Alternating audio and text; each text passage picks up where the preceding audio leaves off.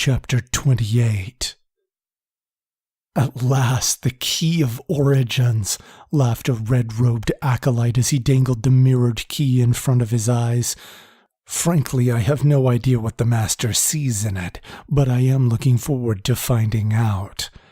You won't get away with this, shouted Molly angrily.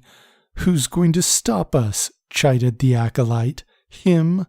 He pointed down to Ben Smith, who was unconscious on the sand. Blood oozed down his face. Tears welled up in Molly's eyes as she struggled against the grip of a pair of acolytes who held her arms uncomfortably. "Prepare the brands," ordered the acolyte leader. Another acolyte took a cylindrical bin with a shoulder strap off of his back and unbuckled the lid. From the bin he retrieved a set of long brands. Molly began sobbing as the acolytes forced her to watch the brands being carefully laid out. Each iron rod with a unique symbol welded onto the end was arranged meticulously in a circular pattern. Molly did not know exactly what their plan was, but she knew enough to realize she was about to be tortured. She longed for the vial of poison still in her dress pocket. "Hold this," commanded the acolyte leader as he placed the key of origins in the hands of one of the other demon worshippers. He nodded respectfully, took the key, and stepped back. The acolyte leader picked up one of the brands and examined it. He then pulled a black key from a chain about his neck and gripped it tightly with his left hand while squeezing the iron brand with his right. "Expose her back," ordered the leader. "No!"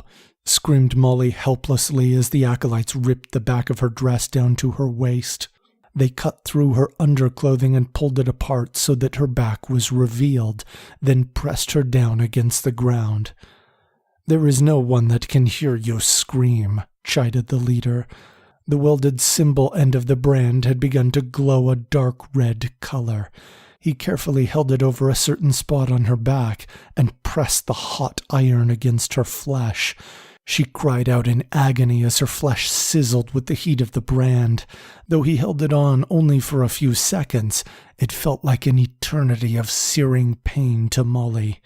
The leader carefully placed the brand back into the spot from where it had been retrieved and pulled the next brand up. "What do you even want?" screamed Molly. "You have the key." "I want to do what my master commands," replied the leader as he pressed the next brand into her back. She screamed as her skin sizzled again. "Why would your master command something like this?" screamed Molly desperately. "This makes no sense." "That's the way I first felt about human sacrifice," said the leader as he exchanged brands. "Why would the life of some fool be able to unlock power in something else?" He carefully positioned the new brand above her back and pressed down, sizzling her flesh. Tears flowed down Molly's face in pain and anger, but she stopped screaming. "I've learned not to question him," said the leader as he exchanged brands again, "although I don't mind telling you what these brands do." He smiled as he heated up the next one with the power in his black key. "These are special brands that, when placed in the correct spots, unlock a measure of fire demon power into your body. While it is painful to be branded, and there is merit in that alone, the real power comes when the final brand in the ring is placed. It makes your blood boil inside you." Tears dripped down Molly's nose as despair set in.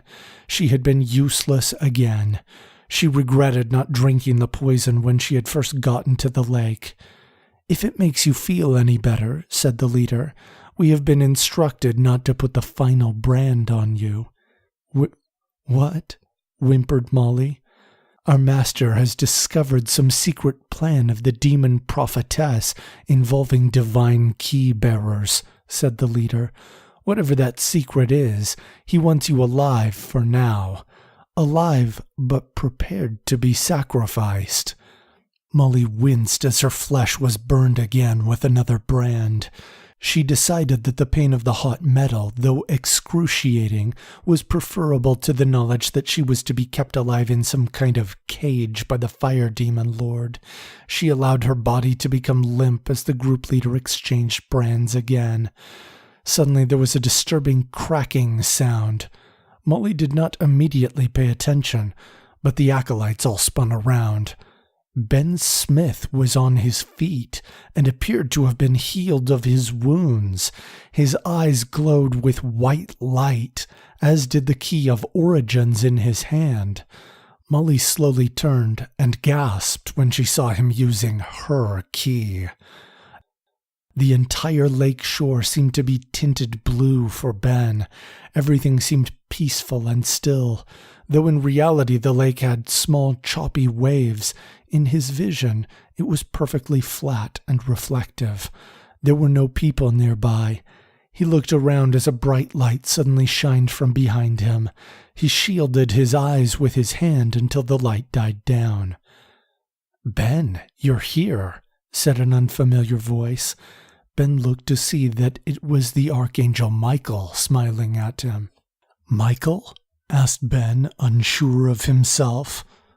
"Yes," said Michael with a smile. "What is happening?" asked Ben. "You're having a vision," said Michael. "Well, yes, but why?" asked Ben. "It is time for you to understand your role in all this," said Michael. "You are the master of sacrifice."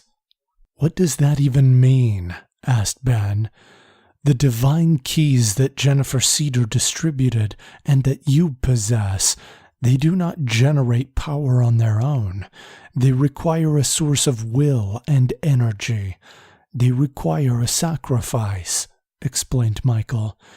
"I thought that it was your sacrifice that gave them power," said Ben. "Yes, that's true," said Michael. "Part of my energy went into the prison I constructed around the archdemon, and part went into these 10 keys." "So it is a prison?" asked Ben. "The archdemon lives still?" "Yes," said Michael, "but you were a part of a great plan to stop him." "So the divine keys are not just for fighting demon worshippers," said Ben. "They do not need to have only one purpose," said Michael.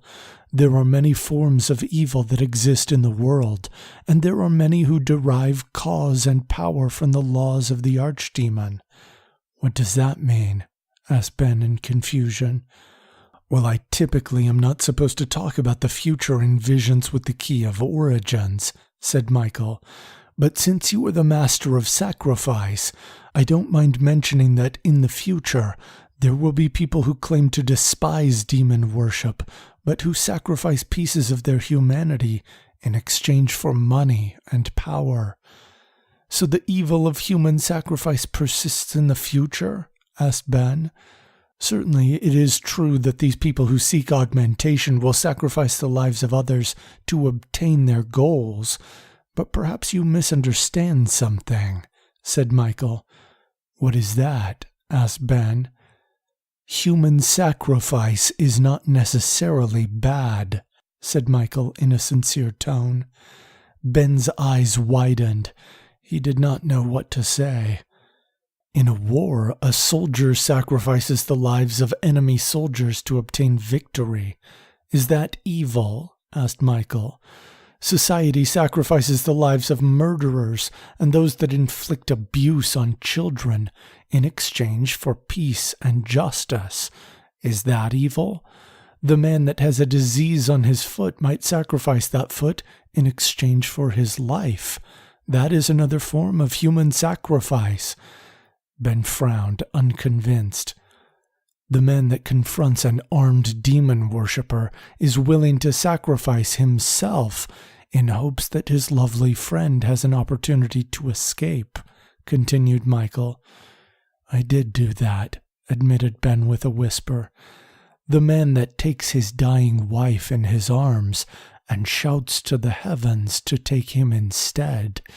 Is he not pleading to use the power of human sacrifice?" asked Michael. Tears welled up in Ben's eyes as he remembered doing the very thing the Archangel described. I was willing to divide myself up in exchange for preventing the perpetual human sacrifice that the archdemon sought, continued Michael. I knew that I was not able alone to defeat him. I need help. The thing that I ask of you is not small. You and the other divine key-bearers were not given power in exchange for stopping a few deranged people that got a hold of the archdemon's hand. You were given this power to help me destroy the archdemon and to seal the changes in the timeline that will save humanity. Ben wiped his eyes as he listened to Michael. As personal and painful as the memory of his wife had been, he knew that what Michael said represented something much bigger. Redemption is not cheap, said Michael. Of course I am not asking you to do as these demon worshippers and sacrifice unwilling victims to gain power. Such power is fleeting. It will never be enough to produce the strength to destroy the archdemon and seal the timeline change that needs to occur. What are you asking? Whispered Ben. Your sacrifice, and the sacrifice of the others who bear my divine keys, said Michael. The gravity of that statement weighed with intensity on Ben. He rubbed his temples as he thought about it. You were chosen for your willingness to sacrifice and for your inner strength, said Michael, as were and will be the others. Ben furrowed his brow in confusion. Will be? He asked. Your sacrifice will set the stage for another, said Michael.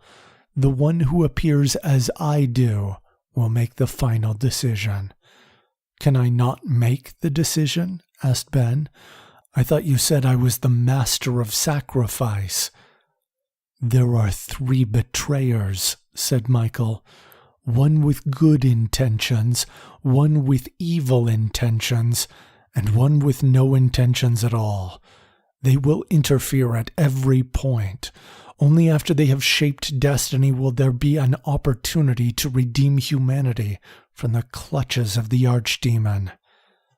As he turned and looked to the side, he saw the archdemon escape from his prison. He then saw the clusters of human slaves being marched to fuel him and his minions. He saw the cruelty and the pain that they inflicted, and he saw the sick pleasure they derived from oppressing humans. He saw the lesser demons abusing women and children. He heard the echoes of their screams. He covered his eyes as they destroyed the bodies and spirits of their victims. He shuddered as he realized their malice was making them stronger.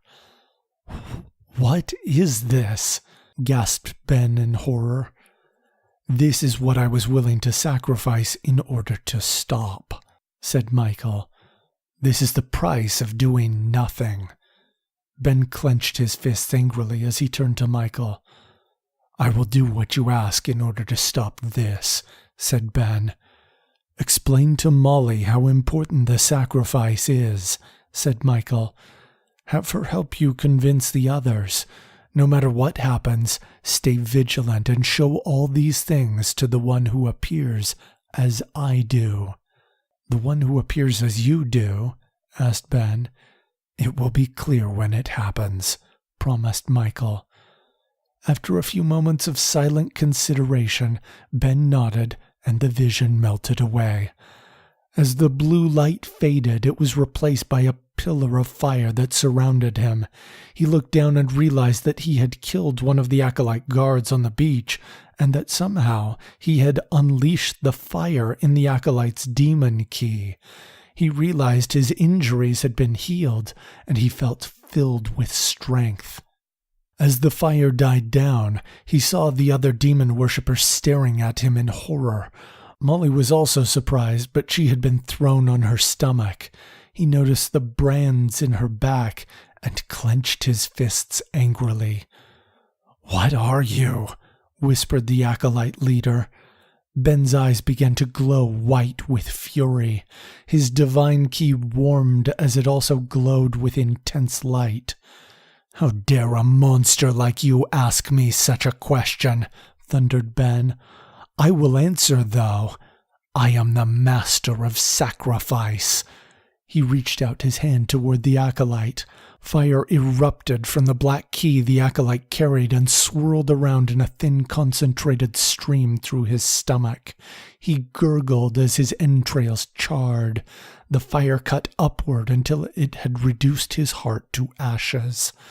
The other acolytes gasped in horror, but then began shooting fireballs toward Ben. He waved his hand, causing the firebolts to dissipate in the air. The acolytes gasped and turned to flee. Ben waved his hand again, and each of the black keys exploded with fire, creating high, narrow pillars of flame that consumed each of the demon worshippers. As heaps of ash materialized where the acolytes had stood, Ben's eyes and key returned to their natural luminosity. He turned to Molly. Though she was in some pain and shock from the torture she had endured, there was a look of confusion and terror in her eyes that came from seeing what Ben had done. She had always wanted to be saved by a knight in shining armor, but that was not what happened. She watched him harness the power of human sacrifice and demon keys. As tears rolled down her cheeks, Ben rushed to comfort her. He helped her up and fastened her dress. She made no sounds, because she was not sure how to feel. She decided that surely he must have a good explanation for what had happened. She thought to herself that he surely could not be a master of human sacrifice or some kind of demon.